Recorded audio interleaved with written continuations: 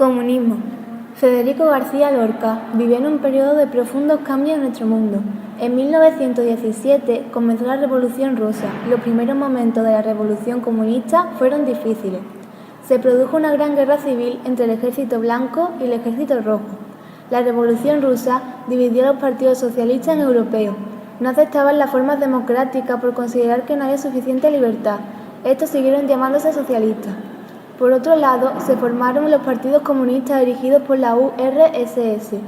En los países europeos los partidos comunistas tenían menos votantes. Después de 3 años de guerra, los comunistas lograron vencer.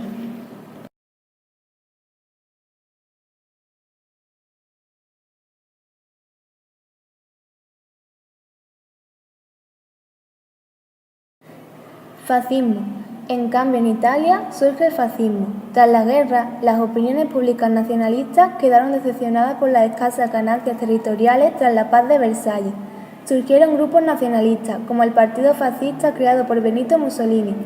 Era ultranacionalista, organizado al estilo militar, con uniforme, la camisa negra. Consideraba que los socialistas y los sindicatos obreros perjudicaban la fortaleza de la nación, así pues emplearon la violencia contra ellos. A pesar de los escasos votos obtenidos en las elecciones, Mussolini alcanzó el poder por la fuerza. El crack. En 1922 se organizó la llamada Marcha sobre Roma. Los camisas negras se concentraron el 28 de octubre a las puertas de Roma.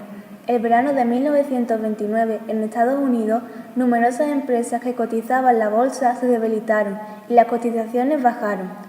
Los inversores temieron por su ahorro y comenzaron a vender acciones, provocando todavía mayores bajadas en la bolsa.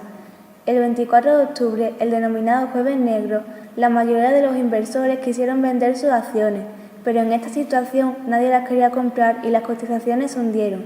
La crisis bancaria provocó la crisis industrial, muchas de ellas cerraron y el paro obrero se disparó. El nazismo. En Alemania, como consecuencia de la crisis de 1929, la economía cayó. El partido nazi aprovechaba para acusar al sistema democrático de los males que padecía Alemania. También culpó a socialistas, comunistas y judíos. Según Hitler, todos ellos impedían que la nación alemana se recuperase de la humillación sufrida por el Tratado de Versalles. Aumentó la sensación de inseguridad, se fortalecen los deseos de orden y disciplina. El partido nazi tuvo un crecimiento espectacular y el presidente de la República nombró a Hitler presidente de un gobierno de coalición formado por varios partidos de derecha y por el partido nazi. En el gobierno solo había 3 miembros nazis, Hitler y 2 ministros. Estos fueron clave en sus planes de conquista. La Segunda República. Tras el fracaso de la dictadura de Primo de Rivera, al rey Alfonso no le quedó más remedio que convocar elecciones municipales para el 14 de abril de 1931. El triunfo de los partidos republicanos dejó claro que los españoles querían un cambio y así el rey Alfonso abandonó España. Un gobierno provisional formando 2 partidos republicanos proclamó ese mismo día la Segunda República y convocó elecciones generales para elegir unas cortes que elaboraran una nueva constitución. La Segunda República propuso que España se podría modernizar, pero también el temor en algunos españoles que se resistían a perder privilegiados. En los años siguientes, España se fue dividiendo en 2 bandos que al final se enfrentaron en una sangrienta guerra civil. La Guerra Civil, conflicto que se declaró en España tras el fracaso del golpe de Estado del 18 de julio de 1936, llevado a cabo por una parte del ejército contra el gobierno de la Segunda República Española.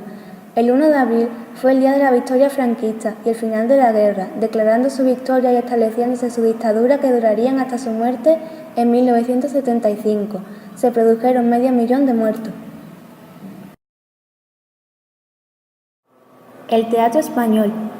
El público que iba al teatro pertenecía a la clase burguesa y sentía predilección por un teatro de humor y de evasión, lo que explica el éxito de los hermanos Álvarez Quintero o de Pedro Muñoz Seca. Pero este teatro no satisfacía a ciertos escritores como Valle Inclán o García Lorca, que trataron de innovar la escena española con un teatro experimental y de mayor exigencia. Valle Inclán. Ramón María del Valle Inclán nació en Villanueva de Arosa en 1886. Su formación fue autodidacta y resultado de la curiosidad por el mundo que le rodeaba. Ya en Madrid se impregnó de los jóvenes deseosos de romper con la generación anterior. Falleció en Galicia en 1936. El esperpento. Valle Inclán comienza su andadura teatral bajo la sombra del modernismo, de ahí que sus primeras obras estén cargadas de hadas y elementos fantásticos, pero pronto evolucionaría hacia otras que desembocan en el teatro del esperpento, el cual trata de mostrarnos la realidad deformándola, para poner en evidencia a ciertos valores extravagantes con los que convivía. García Lorca. El 5 de junio de 1898 nace en Fuentevaqueros, Granada, Federico García Lorca, hijo de Federico García Rodríguez y Vicenta Lorca Romero, su segunda esposa y maestra de escuela que fomentó el gusto literario de su hijo.